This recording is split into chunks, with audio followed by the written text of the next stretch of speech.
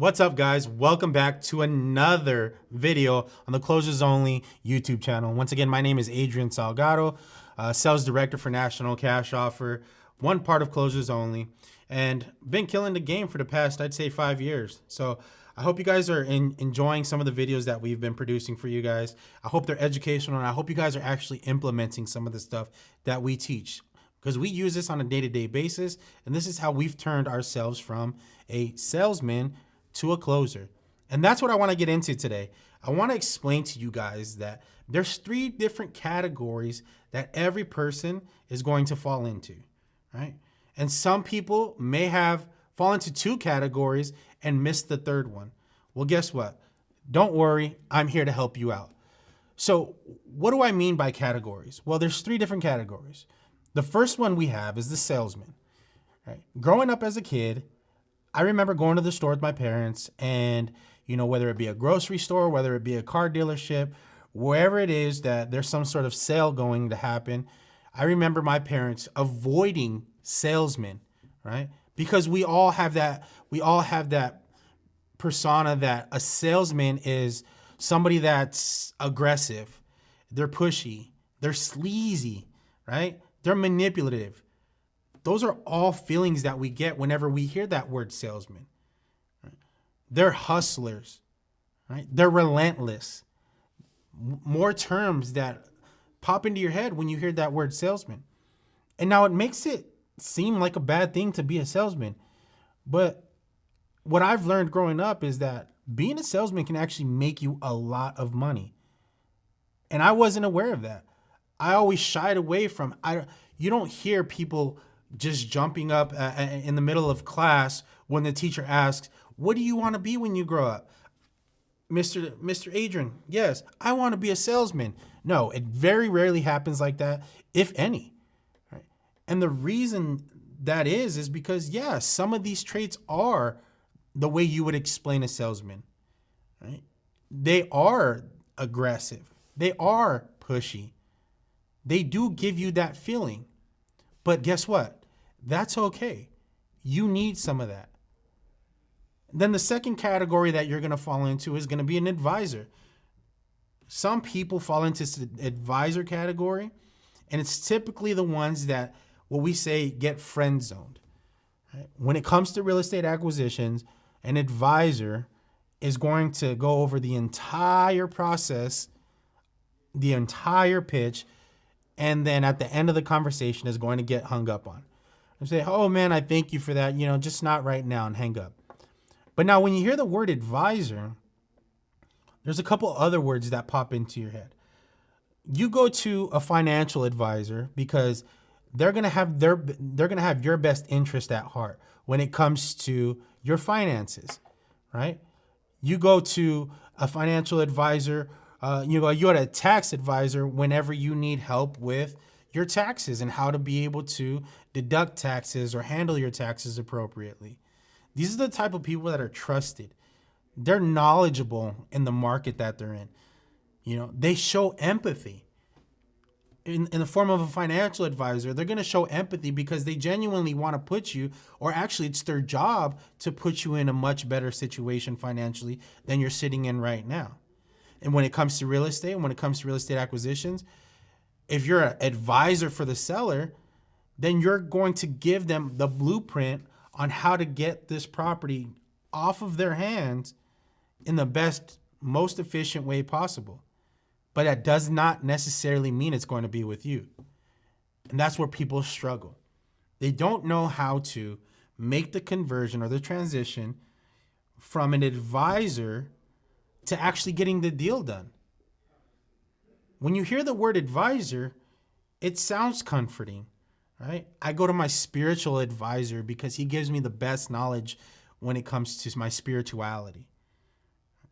There's situations where both being an advisor and being a salesman are actually beneficial to you. And that's when you're in our business. When you're in real estate acquisitions, having traits from a salesman, having some traits from an advisor, ultimately falls you into the 3rd category, which is the closer. That's what we are. And Strangely enough, this is something that I wasn't aware of. I wasn't aware that I was born a closer, right? I wasn't aware until I was put in a position that I actually had to close somebody, right? But before I was a closer on the real estate side, I was a closer at my other job.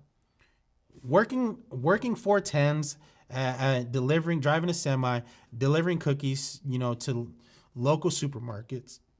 I had to figure out, especially when I started getting into real estate, what's the most efficient and effective way I can drop off all of these pallets, or I can get this load off.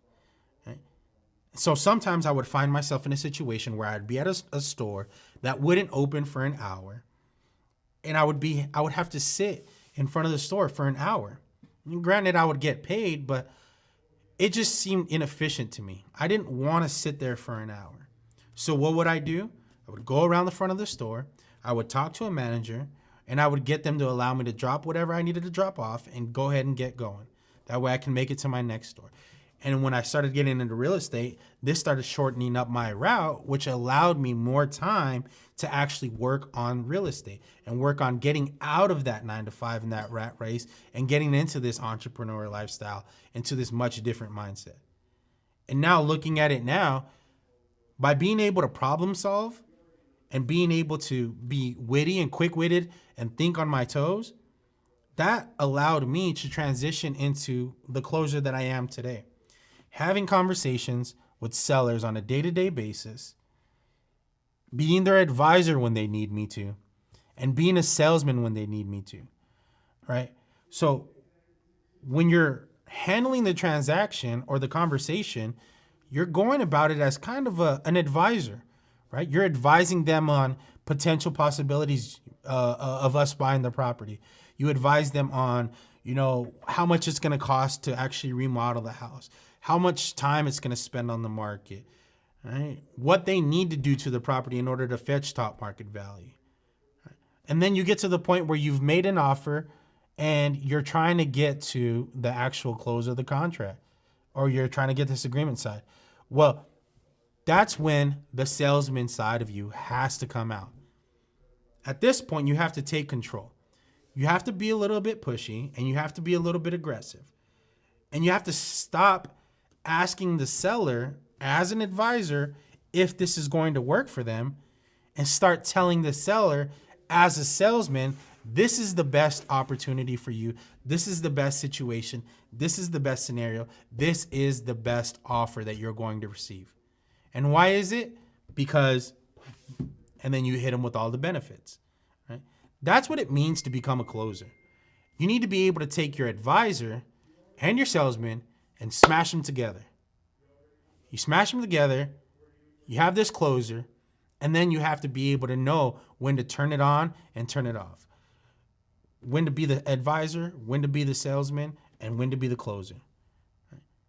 So for those of you that are struggling right now and you're finding yourself in the salesman category where all I'm doing is just pushing and pushing, trying to force deals down people's throat, trying to get them to sign my agreement, right? Slow it down.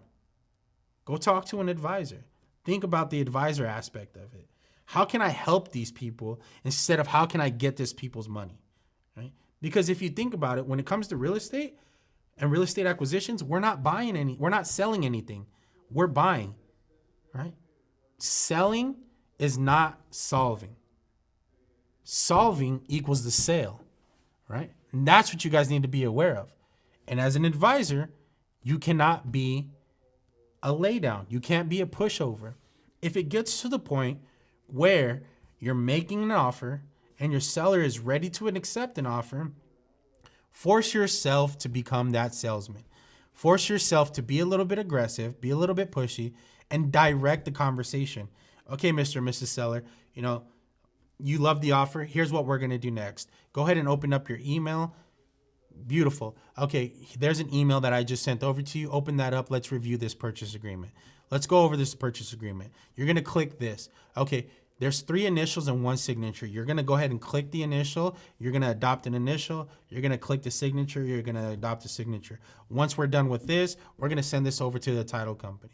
See, at that point, as an advisor, you make the switch over and you start educating and directing the seller on what the next steps are. That's how you're going to become a closer. When you can actually identify which category you're in and which one you lack, and exercise and try to implement that other strategy, it's going to mesh you into the closer that you want to be, the closer that you need to be in order to have success in this business. So once again, I hope this helps people out. Stop being a salesman, stop being an advisor, and be a closer. If you guys enjoyed this, subscribe, like, share, and thank you once again for the Closers Only YouTube channel.